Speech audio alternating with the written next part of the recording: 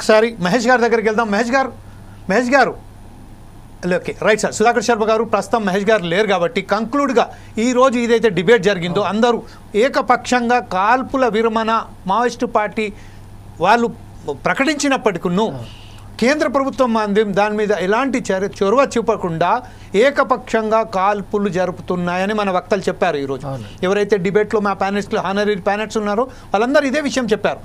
ఈ విషయంపై లాస్ట్ కంక్లూడ్గా మీరు ఈ విషయంపై ఏమంటారండి? థ్యాంక్ యూ జమీల్జీ. First of all I would like to thank all the panelist. ఎందువల్ల అంటే ఈరోజు డాక్టర్ చెరుకూరి సుధాకర్ గారు కానివ్వండి, అలాగే చెరుకు సుధాకర్ గారు కానివ్వండి, అలాగే గఫూర్ గారు కానివ్వండి, అలాగే మహేష్ గారు కానివ్వండి, శంకర్ గారు కానివ్వండి, వీరందరూ చెప్పిన విషయంలో ఉన్నటువంటి సారాంశం ఏంటంటే ఇక్కడ మావోయిస్టులు కూడా జనజీవన స్రవంతిలో కలిసి ప్రజల కోసం పోరాటం చేయాలనేటువంటి ఒక భావన వీళ్లలో కూడా చాలా బలీయంగా ఉండటం అది నిజంగా హర్షించదగ్గ అంశం.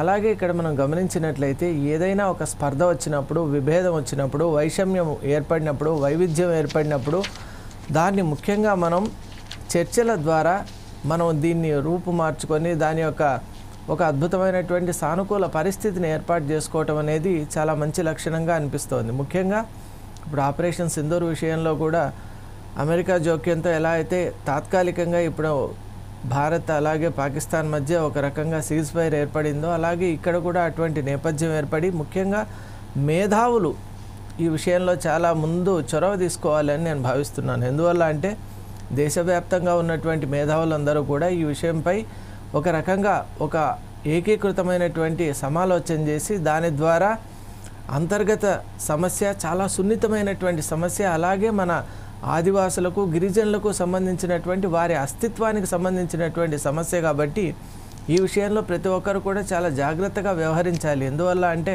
పోరాటం ఎప్పుడు కూడా నిజంగా పరిష్కారం కాదు కాబట్టి మనం నిజంగా ఆదివాసుల జీవితాల్లో కనుక వెలుగు రేఖలను ప్రసరింపచేయాలి అనేటువంటి ఉద్దేశం మనకు ఉన్నట్లయితే దానికి సానుకూలంగా మనం అందరూ అడుగులు వేయాలి. ఈ సందర్భంగా మేధావులకు ఇక్కడ నిజంగా వారు చేయవలసినటువంటి పని చాలా ఉంది.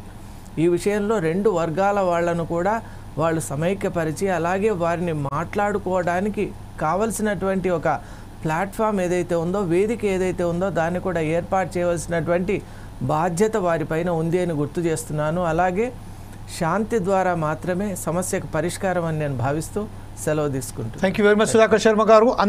అశ్వమేధాన్ని తలదన్నే విధంగా